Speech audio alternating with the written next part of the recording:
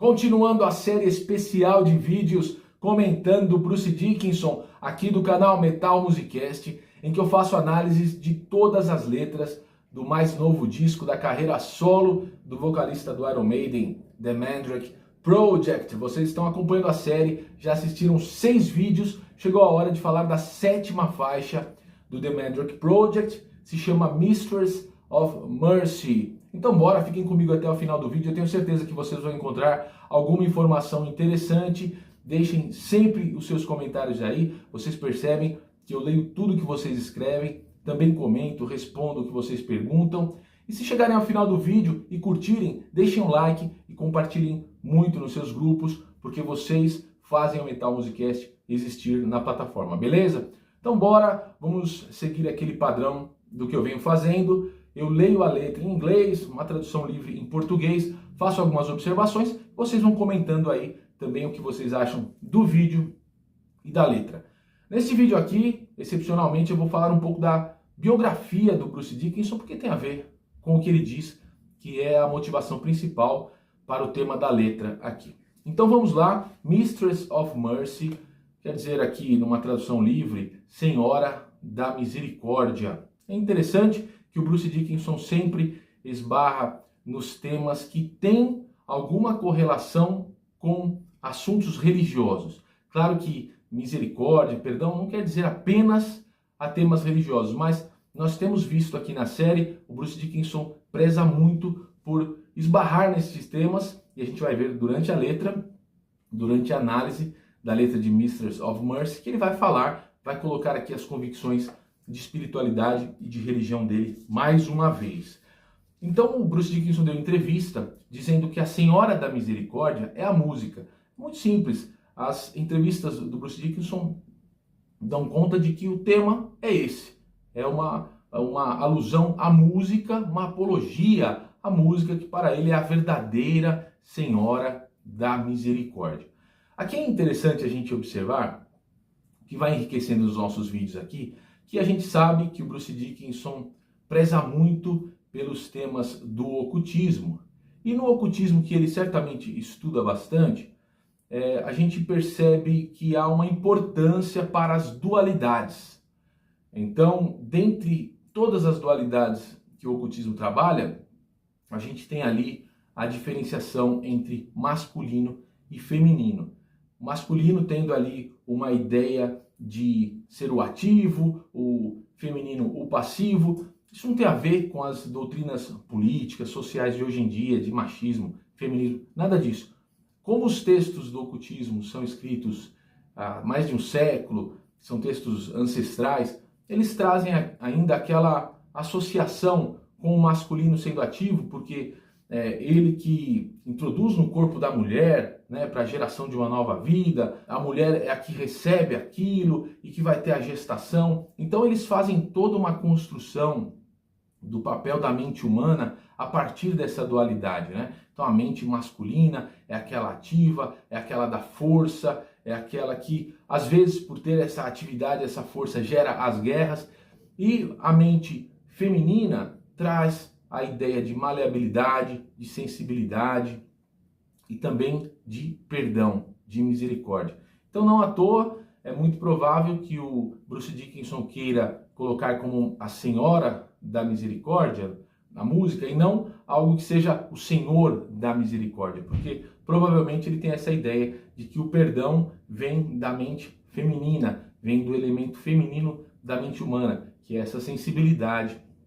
essa tolerância, essa gestação de ideias mais sensíveis. Eu creio que há uma possibilidade de que ele tenha escolhido como essa portadora da misericórdia, né? Que seja uma figura feminina e não a masculina. Se você assistiu o vídeo aqui do Metal Musicast, em que eu trago para vocês os significados ocultos da música Days of Future Past, do Iron Maiden, que está no disco Senjutsu, você vai ver que o Bruce Dickinson entende que o Senhor da Misericórdia meio que não existe, né? Ele coloca lá que Deus, que Jesus não perdoam. Assistam o vídeo que vocês vão entender mais. Então, muito provavelmente, ele escolheu para ser esse elemento portador da misericórdia um elemento feminino. No caso aqui, a música. A gente sabe que o Bruce Dickinson, ele já descobriu o seu gosto pela arte muito cedo. Ele conta nas biografias que desde criança ele já gostava de música, já tinha aquele lance de ouvir Beatles, de dançar o twist na sala de estar. Mas isso todos contam, né? Todas as crianças brincam de ser alguma coisa na arte quando estão ali no começo da infância. Isso não é muito incomum. Mas aos 15 anos, o Bruce Dickinson já ingressou num grupo de teatro. E ali ele diz que pegou o gosto pelo palco, que se sentia muito à vontade. Desenvolveu muito esse trabalho, ainda de forma amadora, mas ele diz nas biografias que ele chegou até a fazer a direção de algumas peças de teatro, ainda na adolescência. Com 17 anos, Bruce Dickinson diz que ele conheceu de fato a música. Ele estava naquele colégio interno e havia alguns horários muito restritos para entretenimento, para diversão, então o pessoal levava música para dentro dos quartos, né? E ele, passando nos corredores um dia, ouviu uma música que o deixou enlouquecido. Ele foi procurar saber o que era, e era o disco In Rock do Deep Purple. Tá aqui, ó. Tenho ele aqui também em CD. Curiosamente, uma coincidência também, foi o primeiro disco do Deep Purple que eu conheci e gostei muito. Temos aí um gosto similar, né? Eu e o Bruce Dickinson, olha só que bacana. Tá aqui, ó, uma versão com bônus do In Rock do Deep Purple. Então ele foi atrás de muita coisa desse rock pesado, setentista. Ele diz, eu vou citar mais duas aqui só, que ele pirou quando ele conheceu o Aqualung, do Jethro Tull, também do Black Sabbath, o primeirão aqui, famoso primeiro disco do Sabbath. Então trouxe aqui esses três só para citar, assim, de passagem, as principais influências iniciais do Bruce Dickinson, que curiosamente se revelam muito na música de Mistress of Mercy. É uma música que tem muito essa influência do rock setentista. Hoje a gente chama de classic rock. E ela vem nessa toada, é uma música até simples, uma música bastante básica, pesada. Não é porque é simples que é ruim, esse simples aqui não tem um significado pejorativo. Ela é uma música boa e traz aí uma lembrança dele da época em que ele começou a curtir um som. Depois ele passa por algumas bandas amadoras, ele conhece um pessoal, ele tenta ser baterista no começo. Ele pega lá do setor de artes do colégio, da faculdade, de onde ele estava ali por volta de 17 anos, ele pega um bongô e ele tenta acompanhar as bandas com o bongô. Mas ele está ali numa dessas bandas e o vocalista não alcança as notas mais altas. E ele, percebendo que ele consegue alcançar, ele ajuda o vocalista. A banda se chamava Speed, depois mudou o nome para Styx, e ele passa a acompanhar o vocalista nas notas mais altas, começa a perceber que ele consegue cantar. Quando ele vai para uma outra escola e se mete lá a participar de um ensaio de uma banda e começa a cantar, o pessoal diz, não, você é o cara que vai ficar como vocalista, né? Então essa banda se chama Shots, ele começa a fazer algumas apresentações em pubs, e numa dessas apresentações, em 1978, os caras da banda Samson vão lá. Eles estavam para lançar o primeiro disco, Survivors. Curiosamente, tem uma figura aqui desenhada, como num cartoon, que faz alusão ao Bruce Dickinson, mas ele não estava na gravação do primeiro disco. Mas eles estavam prestes a lançar o primeiro e precisavam de um vocalista, e em algumas conversas ali eles trouxeram o Bruce Dickinson para a banda. Ali o Bruce Dickinson também conta nas entrevistas que ele se entregou àquele estilo rock and roll, né? Tomando suas dorgas, diz que os caras do Samson tomavam muita droga, ele entrou nessa, achou que era necessário ser assim para estar ali naquele cenário de ser um rockstar. Ele diz que não gostou, as palavras dele não são nada gentis aí nos livros, ele esculacha os caras do Samson, diz que não tinham profissionalismo, que só se drogavam, não acompanhavam nada. Então ele começa a carreira ali, uma carreira profissional, sai o primeiro disco com ele, que é esse aqui, ó, Head On. Tem aqui o batera, né, que ele usava essa máscara. Tem entrevista desse baterista do Thunderstick aqui no Metal Musicast. Coloquem aí nas playlists, nas entrevistas, nas lives. Fiz uma live com o batera do Samson, Thunderstick, que hoje tem uma carreira solo que leva esse nome artístico dele. Depois, aquele que é considerado o melhor, já um tanto mais amadurecido aqui, Shock Tactics. Então, aqui o o Steve Harris já sabia da existência do Samson, como os caras da banda do Bruce Dickinson na época zoavam e discutiam, tinha até um pouco de inveja e ciúmes dos caras do Iron Maiden, de todo o sucesso que o Iron Maiden já vinha fazendo ali, em Londres principalmente, quando eles tinham contato uns com os outros.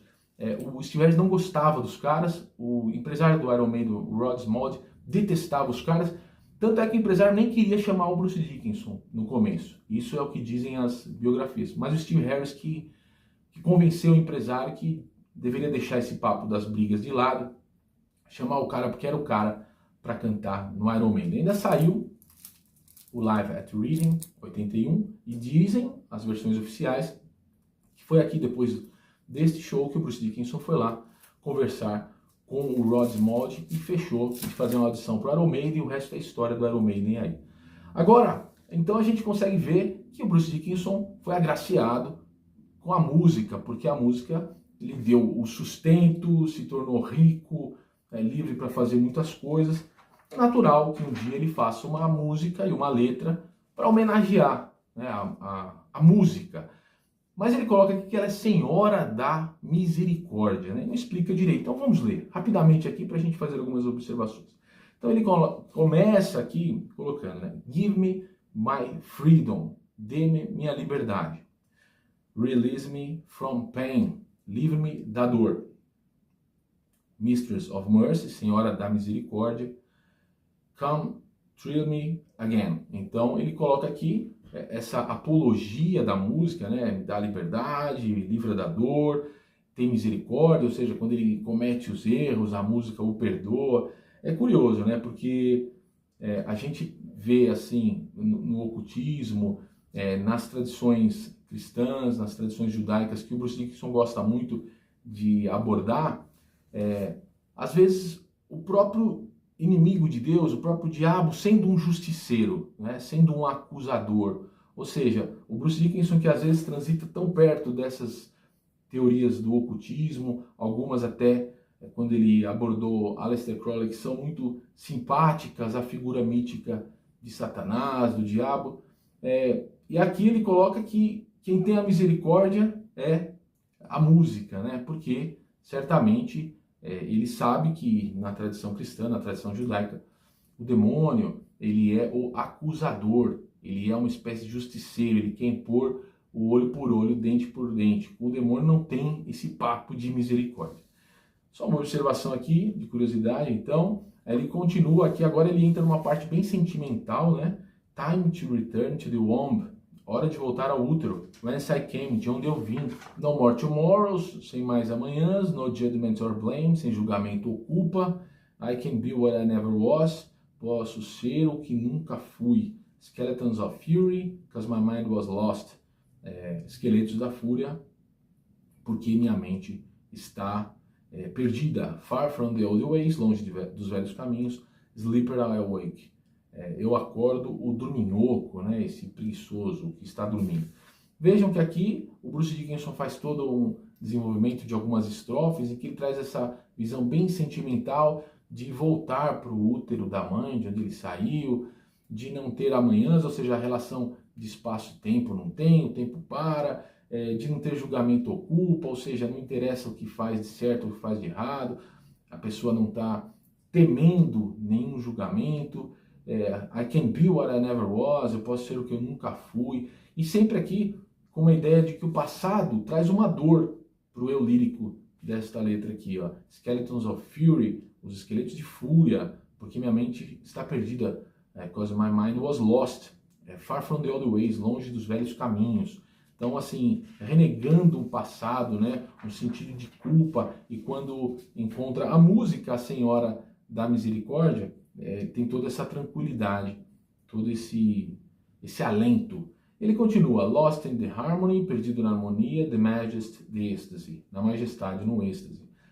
Agora, depois de falar isso, a tranquilidade, tá ali na harmonia, tal, the majesty, the ecstasy, ok, tudo isso também, às vezes tem ideias correlatas no ocultismo, a harmonia do planeta Terra, a harmonia das leis do universo, essa majestade, o êxtase que é alcançado, às vezes por certas situações de meditação, tal. Ele está passando por toda essa viagem. Agora ele entra, né, depois desse primeiro momento de apologia, da música, de tranquilidade, que o tira do passado, das culpas. Agora ele vai começar a destilar um pouco da sua convicção pessoal, até um tanto de ateísmo aqui, prestem atenção, olha aqui, ó. Hunting the souls, caçando as almas. On the blackened and damned, dos obscurecidos, uma tradução livre aqui, né, the blackened, e condenados, and damned, e condenados.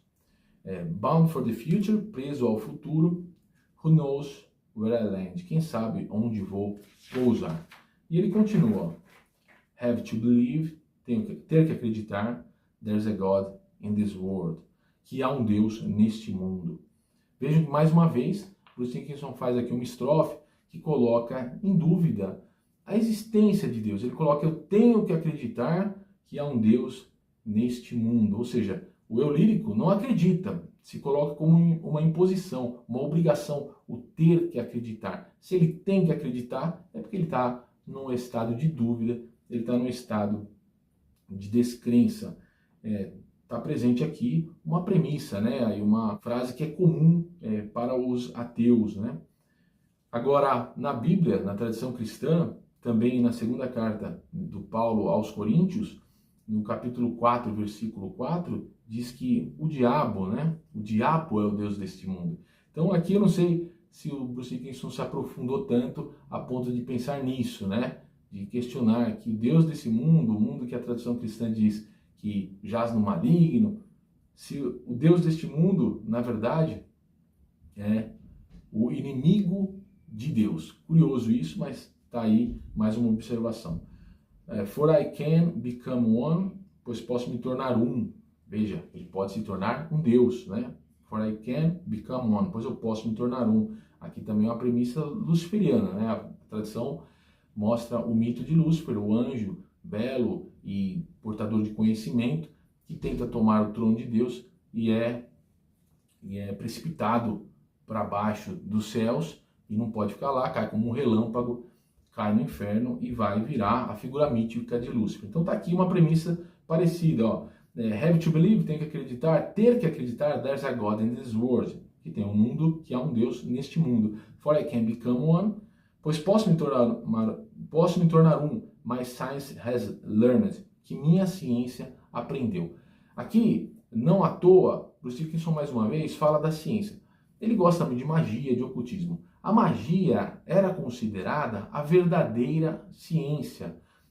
Há vários ocultistas famosos e dos mais estudados com frases como, por exemplo, a magia é a ciência dos antigos magos. Olha aqui, eu anotei aqui para vocês também, outra que diz o seguinte: sim, a alta ciência absoluta é a magia. Outra frase ela diz: a magia é como as matemáticas, porque é a ciência exata e absoluta da natureza e de suas leis. A magia é a ciência dos antigos magos. Mesma frase que eu já havia dito ali. Não à toa, o Bruce Dickinson faz o questionamento da existência de Deus e conclui os versos dizendo que ele pode se tornar um Deus pela ciência que ele aprendeu. E a prática da magia é a prática da manipulação de elementos naturais, do conhecimento das regras do mundo, do universo, e a manipulação de tais elementos segundo as intenções daquele que faz o encantamento, daquele que pratica aquilo. Então, aqui mais uma vez, uma ideia ocultista na boca de Bruce Dickinson pela sua letra de Mistress of Mercy. E ele diz agora, now that I'm ready, agora que estou pronto, because my mind was lost. É a ideia de um iniciado, né? Dá a entender que seja isso. Ele pode se tornar um Deus pela ciência dele, que é a magia, agora que estou pronto, agora que ele já se iniciou nestes conhecimentos. Another World, que complementa essa ideia e reforça. Ó, eu quero saber a opinião de vocês, mas aqui é a minha interpretação. Another World, outro mundo, Another Life, outra vida, e an afterlife, vida após a morte. Então vejam que aqui, na parte que eu acabei de ler para vocês, nesses versos, a gente percebe com uma certa clareza o Bruce Dickinson trazendo mais uma vez um assunto que é tão caro a ele, que é o assunto desse conhecimento do ocultismo, que não depende de Deus para ser obtido, mas depende do preparo do iniciado, e sendo preparado, ele consegue manipular elementos da natureza, daí se sentindo um Deus. Fica aqui a minha opinião, quero ouvir a de vocês, quero ler a de vocês aí nos comentários, e sempre lembrando que a série que faz os comentários das letras do Bruce Dickinson traz aqui algumas observações minhas sobre o que eu conheço a respeito de religião e desse lance de espiritualidade, ocultismo, porque é uma opção do Bruce Dickinson. O disco The Mandrake Project veio completamente trazendo tais assuntos. Então não é uma opção nem minha, eu só acabo comentando porque são os temas do álbum. Quando eu fiz a série para comentar o disco Senjutsu do Iron Maiden, havia uma pluralidade maior de assuntos, entraram em geopolítica, questão de história, também algo de filosofia, literatura, então eu pude falar sobre vários outros assuntos. No The Mandrake Project, o Bruce Dickinson focou muito mais na questão de ciência e magia, ocultismo, esse lance de toda a história que acompanha as graphic novels, os comic books, que vão sair em 12 episódios, em 12 fascículos, 12 edições, e vão compor toda essa história. Como eu disse no outro vídeo, me dá a impressão que o Bruce Dickinson ficou muito mais empolgado com os quadrinhos. O disco, vocês sabem que eu curti musicalmente o disco, mas dá a impressão dele ter sido quase que não finalizado, não parece ter um acabamento de produção, de pós-produção no disco. Essa é a impressão, dá a impressão dele ter sido um pouquinho, vou usar uma palavra aqui que talvez vocês não concordem, mas me digam aí nos comentários, um pouco até desleixado, assim, deixou num certo momento do jeito que estava, deu essa impressão. Quero saber de vocês se vocês concordam. Fica aqui mais um vídeo sobre The Mistress of Mercy, na verdade Mistress of Mercy. Bora fazer o outro de Face in the Mirror, depois Shadow of the Gods e terminando com Sonata, beleza? Tamo junto, valeu, espero que vocês tenham gostado. Forte abraço a todos vocês, valeu!